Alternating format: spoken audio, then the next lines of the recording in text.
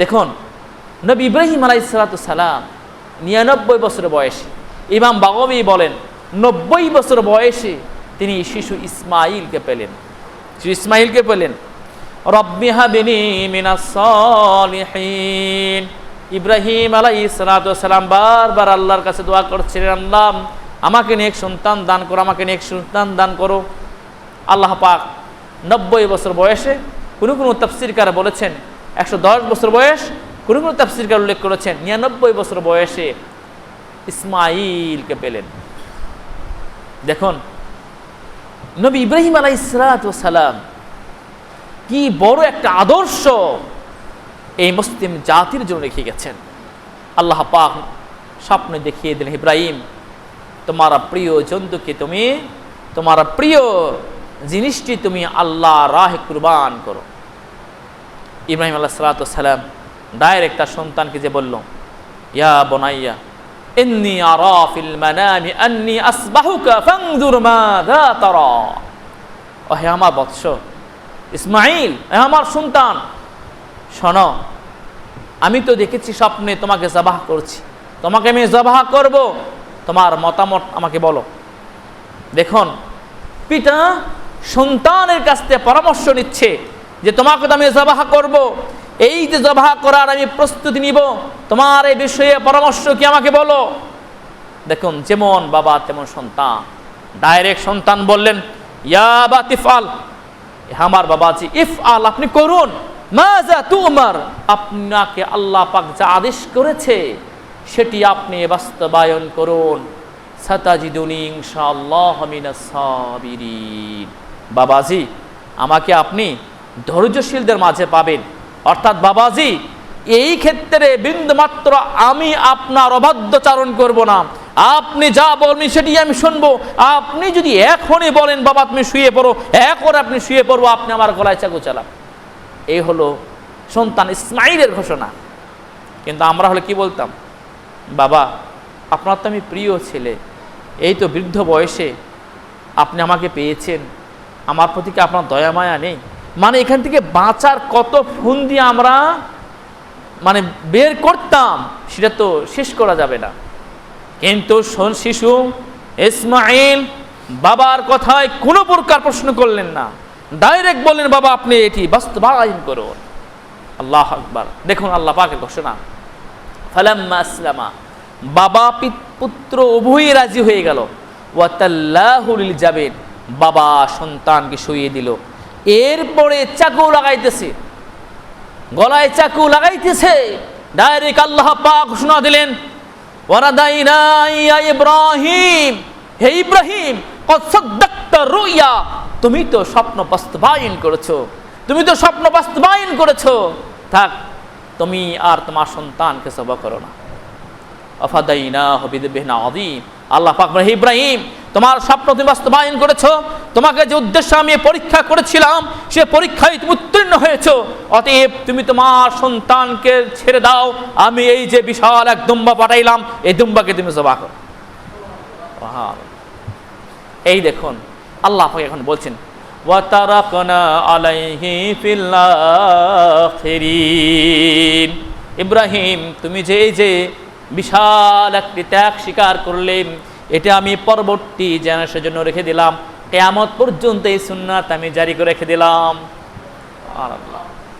আল্লাহ পাক বলেন, সালামুন আলা ইব্রাহিম, ইব্রাহিম তোমার প্রতি আমার পক্ষ থেকে শান্তির ধারা কিয়ামত পর্যন্ত বর্ষণ হতে থাকবে।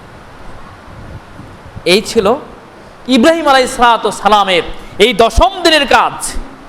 জিলহজ মাসের 10ম দিনের এই ত্যাগ স্বীকার, আল্লাহ রাব্বুল আলামিন এই দিনগুলি এত পছন্দ করেন যে এই দিন নিয়েই আল্লাহ পাক ইব্রাহিম আলাইহিস সালামের এই মহৎ কাজ বাস্তবায়নের জন্য নির্ধারণ করে রেখেছিলেন। মনে হয় বুঝাতে পারছি না এই দিনের কি মর্যাদা, এটা হয় কি বুঝাতে আসছে আপনাদের বুঝে আসছে? প্রিয় ভাইরা আমার, এই দিনগুলোতে বেশি বেশি করে আমাদের যে কাজ সেটি হচ্ছে তাকবীর, আল্লাহু আকবার বলা, তাহলিল লা ইলাহা ইল্লাল্লাহ বলা, তাসবিহ সুবহানাল্লাহ বলা, সাহাবাই কেরাম যখন জিলহজ মাস এসে যেত তখন তারা, যেমন এসেছে আব্দুল ইবনে উমর রাদিয়াল্লাহু তাআলা আনহু, আব্দুল আব্বাস রাদিয়াল্লাহু তাআলা আনহুমা, তারা বাজারে বের হয়ে পড়ত, রাস্তাঘাটে বের হয়ে পড়ত এবং মানুষদেরকে উদ্বুদ্ধ করত যে তোমরা তাকবীর দাও, তোমরা তাহলিল পেশ করো, তোমরা তাহমিদ পেশ করো, অর্থাৎ তোমরা আল্লাহু আকবার বলো, আলহামদুলিল্লাহ আলহামদুলিল্লাহ বলো, সুবহানাল্লাহ সুবহানাল্লাহ বলো। কারণ এই দিন হচ্ছে আল্লাহর কাছে সবচেয়ে প্রিয় দিন, আর এই দিনে আমল হচ্ছে আল্লাহর কাছে বেশি প্রিয়। সুতরাং তোমরা আল্লাহর ইবাদত, আল্লাহর বরত্ব, আল্লাহর প্রশংসা, আল্লাহর পবিত্রতা ঘোষণা করো। প্রিয় ভাইয়ের আমার, এখন আসুন আমাদের কাজ কি, করণীয় কি। আমরা তো এতক্ষণ পর্যন্ত শুনলাম ফজিলত, মর্তাবা, মর্যাদা। আসুন প্রথম কাজ, প্রিয় মুসল্লি ভাইরা, জিলহজ মাসের প্রথম কাজ হচ্ছে, আজকে আমরা যারা করি না এই কাজটা আমরা আজকে সেরে নিব। বিশ্বনবী সাল্লাল্লাহু আলাইহি ওয়াসাল্লাম ঘোষণা দেন, সহিহ মুসলিমের হাদিস, ইজা আরাদা আহাদুকুম মান ইউযাহহিয়া ফালা ইয়াখুয মিন শি'রাতিন ওয়া মিন আসফারিন শাইআ। বিশ্বনবী সাল্লাল্লাহু আলাইহি সাল্লাম বলেন, যদি তোমাদের কেউ কোরবানি দিতে চায় তাহলে সে যেন জিলহজের চাঁদ দেখার পরে আর চুল এবং হাত পায়ে নখ না কাটে। অর্থাৎ জিলহজ মাসে চাঁদ দেখার আগেই আমাদের চুল এবং নখ কেটে ফেলতে হবে। জিলহজ মাসে চাঁদ উঠে গেলে আর আমরা কাটবো না, সুন্নাত, নবী সাল্লাল্লাহু আলাইহি ওয়াসাল্লাম আদর্শ। সুতরাং আমরা যারা কুরবানি দিতে ইচ্ছুক, আমরা যারা কুরবানি দিতে চাই, আমরা আজকেই, কারণ আগামীকাল যদি চাঁদ উঠে যায় মাগরিবের পর থেকে আর আমরা কাটতে পারবো না, তা আজকে অথবা আগামীকালের মাগরিবের আগে আমরা নখ চুল কেটে ফেলে দেবো। আল্লাহ পাক তৌফিক দান করুন। প্রিয় ভাইরা আমার, দ্বিতীয় আমল হচ্ছে আদা ও মানাসিকাল হজ, হজ আদায় করা। আজকের অত্যন্ত দুঃখের সাথে বলতে হচ্ছে যে বিগত গত বছর এবং এবছর আরও সামনে কত বছরও যে অতিবাহিত হয়ে যাবে আমাদের কেউ জানা নাই যে এই বাইতুল্লাহ জিয়ারতের পথ রুদ্ধ হয়ে থাকবে।